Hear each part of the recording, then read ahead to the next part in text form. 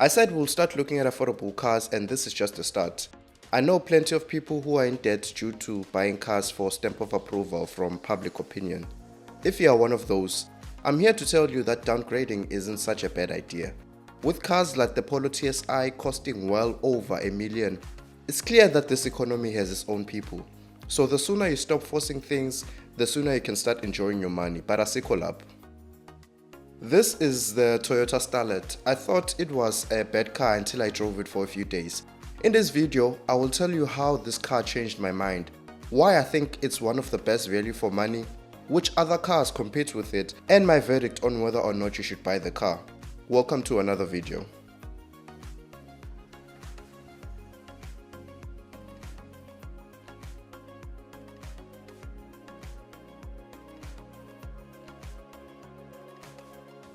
So this is the Sweet Sport Starlet XS. It comes with a 1.5 liter engine that produces 77 kilowatts and 138 Newton meters of torque, pulling only the front wheels via a 4-speed automatic gearbox.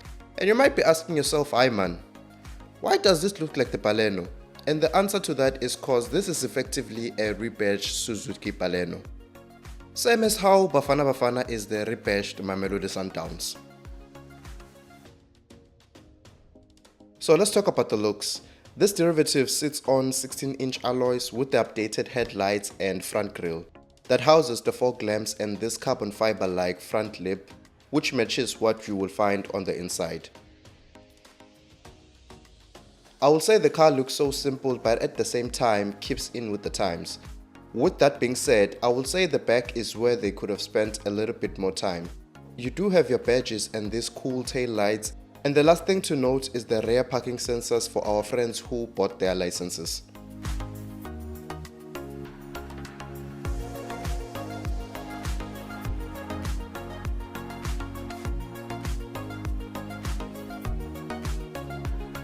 But what do you think looks better between the Starlet, the Baleno, the Polo Vivo, and the Suzuki Swift? Let me know which one you would pick. Personally, it's a toss-up between the Baleno and the Starlet. So this being the middle of the range, it doesn't come with all the bells and whistles that the top of the range model comes with. Of course, this comes with a 3-year 45,000 service and a 3-year 100,000 kilometers warranty.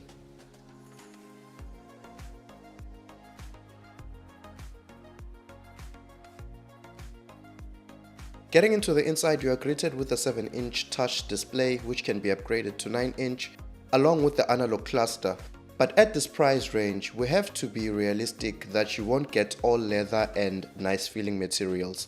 But I feel Toyota did well with the inside of this car. So you get 2 cup holders, some small storage.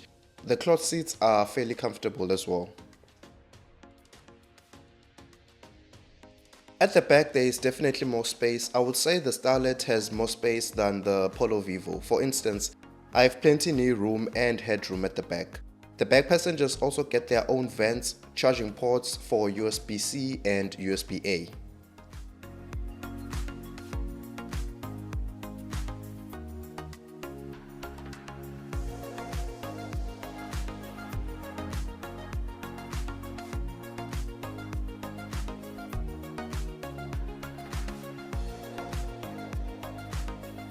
Lastly, regarding the boot space, it is 314 liters, which is more than the Polo's 270 liters.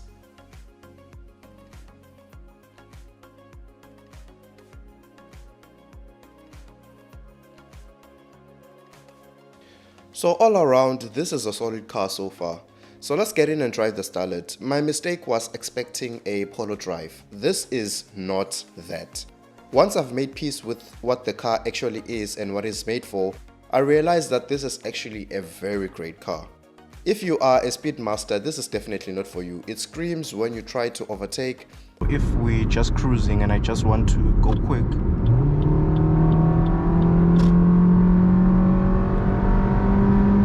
take some time to respond. It does move, but it takes a very, very long while to respond. So in those conditions, it won't be like as ideal as you would hope it would be.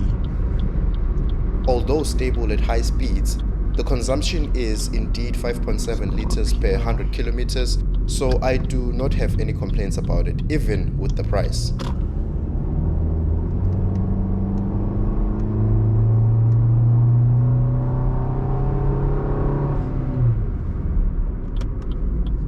That is because this starts at 261,000. If you are willing to finance this amount with the bank without giving them any deposit and without taking a balloon and them offering you prime, you can expect to pay 5,200 towards the car loan, 900 towards the full tank, and about 1,000 towards insurance.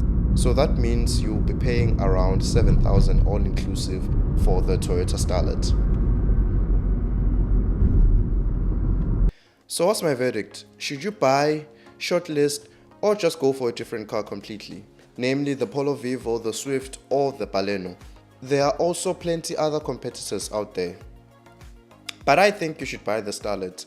It's great value for money, longevity since you are buying from a reliable brand, although you might need to add a bit more extras in order to fully enjoy the Starlet. But it's a great purchase nonetheless.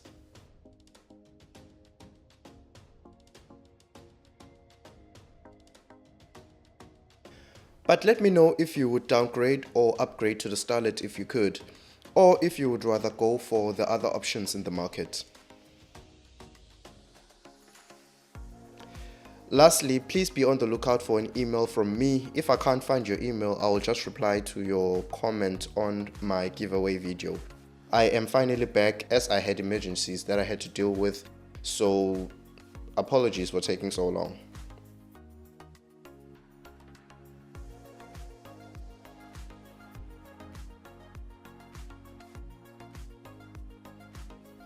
Until the next video, take care, love, and peace.